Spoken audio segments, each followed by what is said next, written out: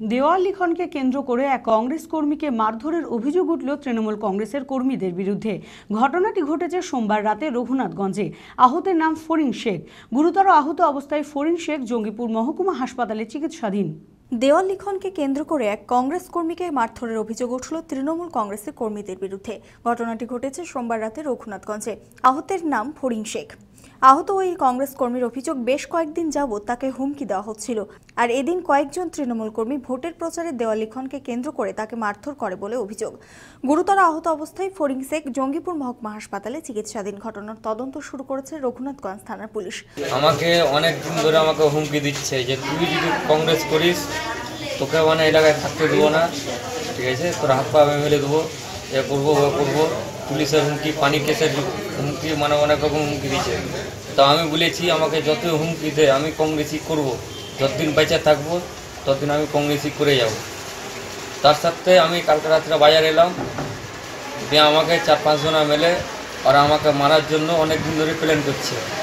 তো বাজার এলাম, দেখছি ওরা উইকেট ফুটকেট হাতে করে নিয়ে পুরো আমার উপর আক্রমণ করে। দেওয়াল আমি লেখিনি, আমি ছিলাম দিনের বেলায় ওয়ার্ডে, আমাদের ওয়ার্ডে আমি ওয়ার্ডের সভাপতি। দিনের বেলায় দেওয়াল করা হয়ে গেল। তারপরে আমাকে ভালো করে বললে তুই কতটি দেওয়ালই করলে, আমাদের দেওয়াল আমরাই করেছি। বলে কেনা তোর কে পারমিশন দিলে, কত বড় নেতা, এরকম অভিযোগ। আমি বলেছি যে আমি যত বড় নেতা হই, ঠিক আছে, আমি ঝামেলা করতে চাই না, কিন্তু পার্টি কংগ্রেসই করবো।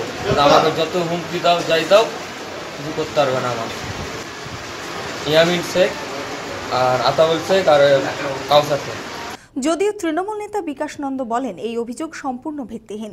কংগ্রেসের গোষ্ঠীদ্বন্দ্বের কারণে এই ঘটনা বলে দাবি তার। অভিযোগ তো উঠে আসে যে আমরা তৃণমূল পার্টি সর্ববৃহৎ পার্টি পশ্চিমবঙ্গে, সেই পার্টিকে কোথায় কি হচ্ছে তৃণমূলের গায়ে কাদা ছোড়া হচ্ছে। তো এর সঙ্গে কোনো আমাদের তৃণমূলের কোনো সম্পর্ক নেই। ওদের ব্যক্তিগত কোনো ঝামেলাতে কোনো গণ্ডগোল হয়েছে, এর সঙ্গে আমাদের তৃণমূল কংগ্রেসের পার্টির কোনো সম্পর্ক নেই। আমরা তৃণমূল কংগ্রেসের মমতা ব্যানার্জি এবং শুভেন্দু অধিকারীর নির্দেশ আছে, আমরা শান্তিপূর্ণভাবে মানুষের কাছে যাব এবং আমাদের উন্নয়ন সম্বন্ধে মানুষকে বলবো, মানুষ আমাদেরকে আশীর্বাদ করবে।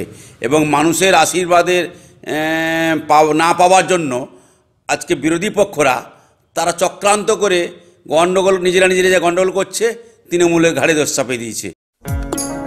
আপনারা দেখছেন TV24 বাংলা।